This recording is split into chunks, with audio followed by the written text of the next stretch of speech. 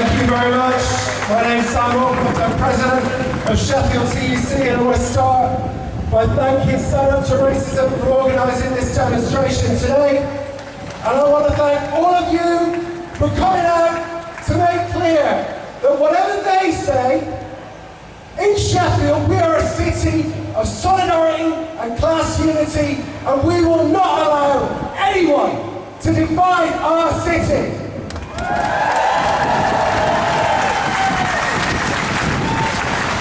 I want to start by addressing what took place last Sunday in Manvers in Rotherham, where a group of racist, fascist thugs attacked and tried to burn down a hotel that was housing asylum seekers. A shameful, violent act by shameful, violent people. Can I ask you, Sheffield, are refugees welcome in our city? Say it loud, say it clear! Say it loud, say it clear! Refugees are welcome here! But I also want to ask you, Sheffield, when we say the refugees are welcome in our city, do we mean that we want to stack them up in hotels that are not fit, that are not suitable for families to live in, where there's nowhere for children to play for months on end? Is that what we mean when we say welcome? No! Of course it is a no. How have we got to that position? How have we got to a position where we're spending millions of pounds a day to house asylum seekers in accommodation that isn't suitable, that is inhumane, that makes them a target for the racists and the fascists? I'll tell you how. It starts in 1999 when the Blair government took control of asylum seeker housing provision away from local authorities like Sheffield City Council. And it got much worse in 2012 when the Tories privatised the Central Accommodation Service so that it would be run for profit, so that the most vulnerable people in our society, asylum seekers, will be housed by profiteers. What did that lead to?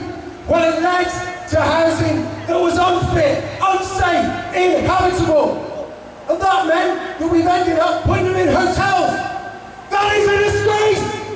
And it is because of the policies of successive Labour and Tory governments, it's because of privatisation and profit that is happening. We need to stand against the racists and the far right who divide us, but we also need to say we are for returning provision of asylum seeker housing back to local authorities, and we are for the full funding of local authorities and for a mass programme of council house building. Because everybody deserves a good home. The homeless, single parents, asylum seekers, refugees, everybody in this country should have a decent home. And that brings us, comrades, to the class issues.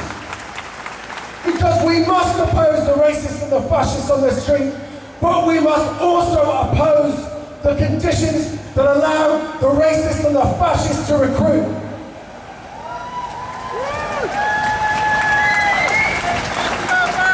How many times do you hear the Daily Mail or Nigel Farage saying there's not enough hospital beds? The waiting lists are too long, there's no houses because of migrants and refugees.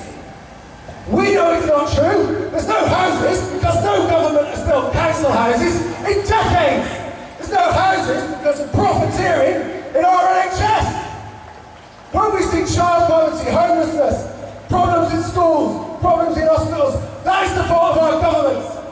So we need to be a movement that opposes the racists and fascists on the streets, but picks up the class demands as well.